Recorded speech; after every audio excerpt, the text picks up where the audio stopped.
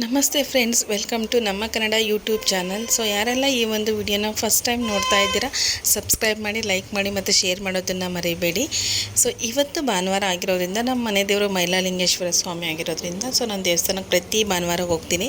So ಇವತ್ತೂ ಹೋಗಿದ್ದೆ ನಾನು. ನೋಡ್ತಾ ಇದ್ದೀರಲ್ವ ನೀವು, ಏನು ಮೈಲಾರದಲ್ಲಿ ಏನು ಜನ ಇರುತ್ತಲ್ವ ಅದೇ ಥರ ಜನ ಇರುತ್ತೆ ಇಲ್ಲಿ. ತುಂಬ ಚೆನ್ನಾಗಿದೆ ದೇವಸ್ಥಾನ, ಏನು ಕಟ್ತಾ ಇದ್ದಾರೆ. ಸೊ ಪ್ರತಿ ಭಾನುವಾರ ಸಂಜೆ 8 ಗಂಟೆಗೆ ಇಲ್ಲಿ ಪಲ್ಲಕ್ಕಿ ಉತ್ಸವ ಇರುತ್ತೆ. ಬೆಳಗ್ಗೆ ಬಂದು ಪೂಜೆ ಎಲ್ಲ ಇರುತ್ತೆ ಮತ್ತು ಅಭಿಷೇಕ ಮಾಡೋರು ಅಭಿಷೇಕ ಮಾಡ್ತಾರೆ. ಮತ್ತು ಅಲ್ಲಿ ಗೊರವಪ್ಪಗಳು ನೋಡ್ತಾ ಇದ್ದೀರಾ ಅಲ್ವಾ, ತುಂಬಾ ಚೆನ್ನಾಗಿದೆ ದೇವಸ್ಥಾನ.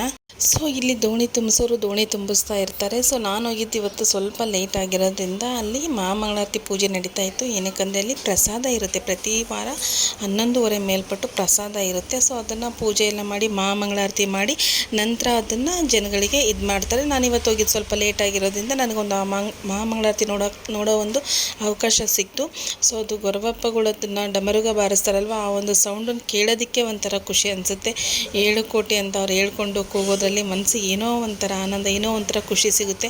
ತುಂಬಾ ಚೆನ್ನಾಗಿದೆ. ಅಂದರೆ ತುಂಬ 11:30 ಸುಮಾರಲ್ಲೇ ತುಂಬ ಗೊರವಪ್ಪಗಳೆಲ್ಲ ಸೇರಿಕೊಂಡು ಪೂಜೆ ಎಲ್ಲ ಮಾಡಿ ಅವರು ಡಮರುಗ ಬಾರಿಸಿ ಅದ್ರದ್ದು ಕೇಳಿಸ್ಕೊಳ್ತೀವಲ್ವ ನಾವು, ಅಷ್ಟು ಜನ ಇರ್ತಾರೆ. ಅಷ್ಟೂ ಜನನೂ ಅದನ್ನು ಬಾರಿಸ್ತಾ ಇದ್ದರೆ ಆ ಒಂದು ಸೌಂಡ್ ಕೇಳೋದಕ್ಕೇ ತುಂಬ ಅಂದರೆ ತುಂಬಾ ಖುಷಿ ಆಗುತ್ತೆ. ಸೊ ಅದನ್ನು ಇವಾಗ ಪ್ಲೇ ಮಾಡ್ತೀನಿ, ನೀವು ಕೇಳಿಸ್ಕೊಳ್ಳಿ.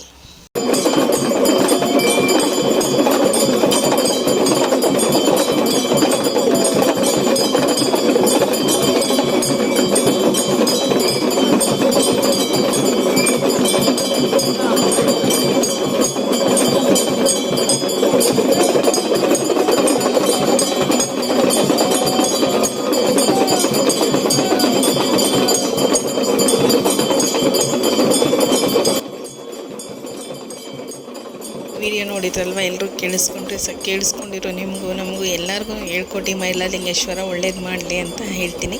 ಈ ವಿಡಿಯೋ ನೋಡಿದ್ದಕ್ಕೆ ತುಂಬಾ ಥ್ಯಾಂಕ್ಸ್. ಸಬ್ಸ್ಕ್ರೈಬ್ ಮಾಡಿ, ಫಾಲೋ ಮಾಡಿ ಮತ್ತು ಲೈಕ್ ಕಮೆಂಟ್ ಮಾಡೋದನ್ನು ಮರಿಬೇಡಿ. Thank you.